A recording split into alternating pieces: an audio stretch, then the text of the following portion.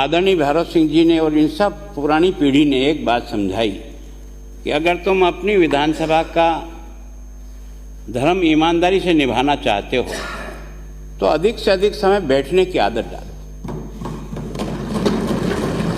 क्योंकि तुम सारा राजस्थान नहीं घूम सकोगे, लेकिन सारा राजस्थान यहाँ ये माननीय सदस्य आपके सामने लाकर उपस्थित कर देंगे।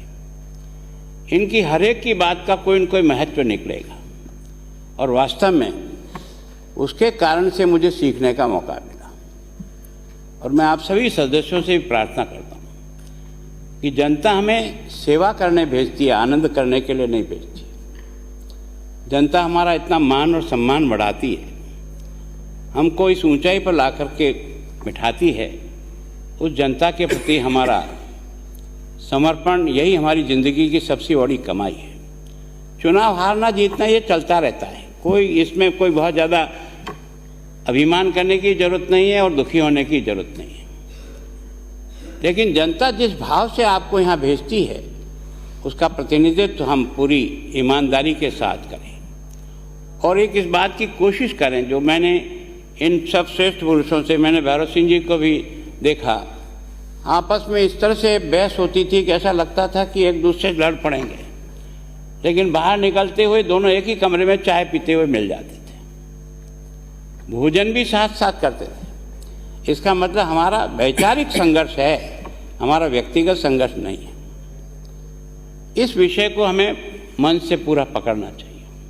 सच में अगर जनता की सेवा करना चाहते हो तो सदन को अधिक से अधिक चलाओ, जो कहना हो यहाँ कहो। अगर बिना बात किए हुए सदन खत्म हो जाएगा तो जनता की समस्या को रखेगा कौन यहाँ? हमको जनता ने उसकी समस्या को रखने के लिए, उस पर चर्चा करने के लिए भेजा है, समय बर्बाद करने के लिए नहीं भेजा है। इस विषय को समझने का प्रयास करके इसको आगे बढ़ाने का प्रयास करना चाहिए।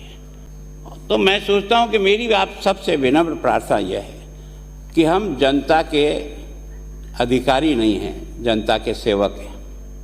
इस बात को दिमाग में 24 घंटे रहना चाहिए कि जनता यहाँ काम करने के लिए भेजती है, मस्ती करने के लिए नहीं भेजती। जनता आपसे कुछ चाहती है कि जब जनता आपको इतना ऊपर उठा करके, गुलाबचंद कटारिया की देलवाड़ा में भी कोई पहचान नहीं थी। आप जब 80 में चुनाव लड़े होंगे तो मेरे घर के डांडे केलू भी आपने देखे होंगे, बहुत सामान्य परिवार से आया हूँ। लेकिन मैं सोचता हूँ कि प्रयत्न किया जाए तो सामान्य परिवार और गरीब परिवार को बाधा नहीं होती है, वो तो एक तरह से हमको आगे बढ़ने की ताकत देता है। अभाव में से व्यक्ति खड़ा होता है तो व्यक्ति ज़्यादा मजबूत बनता है, उसके अभाव ही उसकी ज़िंदगी का आभूषण बन जाता है। लेकिन बस यही रहना चाहिए कि मुझे जनता ने जिस काम के लिए भेजा है, मैं अपनी पूरी ताकत, निष्ठा, ईमानदारी के साथ उस जनता का सेवक बनकर के काम करने का प्रयास करूँ।